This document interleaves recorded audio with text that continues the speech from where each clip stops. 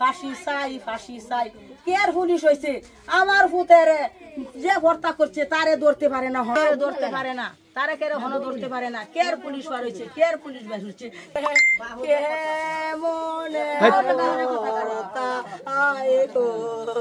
সন্তান রে কে বর্তা করেছে পুলিশ বাহরছে এখন পর্যন্ত একটাই আসামি তোর।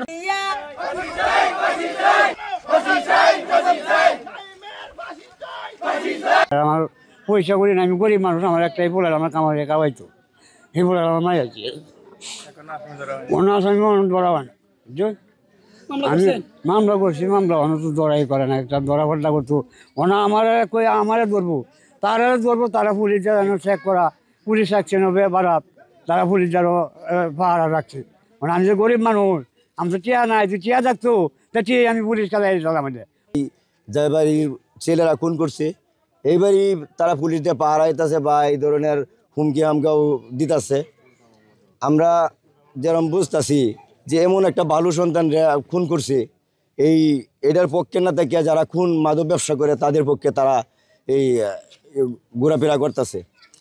এইটার পরবর্তীতে আমরা সূক্ষ্ম বিচার চাই, যা এরার ফাঁসি চাই,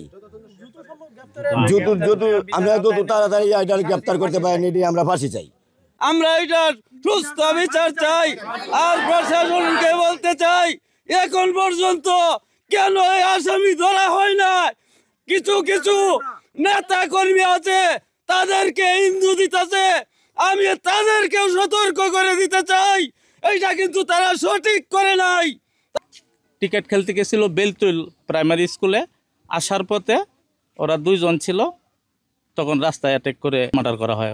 এই হত্যার ঘটনায় রামেলের বাবা গত 3 তারিখে, গত 3/10/2025 তারিখে নাইমসহ 5-6 জনের বিরুদ্ধে একটি হত্যা মামলা দায়ের করে আমরা মামলাটি এজাহারভুক্ত করেছি এবং এই মামলার তদন্ত এসআই খালিদকে দেওয়া হয়েছে এবং সে মামলা তদন্ত করতেছে এবং আসামি ধরার বিষয়ে আমরা আমাদের সর্বাত্মক চেষ্টা চালিয়ে যাচ্ছি। আমরা আশা করছি অচিরেই যারা এই হত্যার সাথে জড়িত তাদেরকে সবাইকে আটক করতে সক্ষম হব এবং যে পরবর্তী যে আইনগত ব্যবস্থা সেটা গ্রহণ করতে সক্ষম। বান্ডেল থাকলে প্রতি সেনমানিতে টাকা বাঁচবে। বিকাশ সেনমানি বান্ডেল কিনে জিতুন প্রতি লেনদেনে।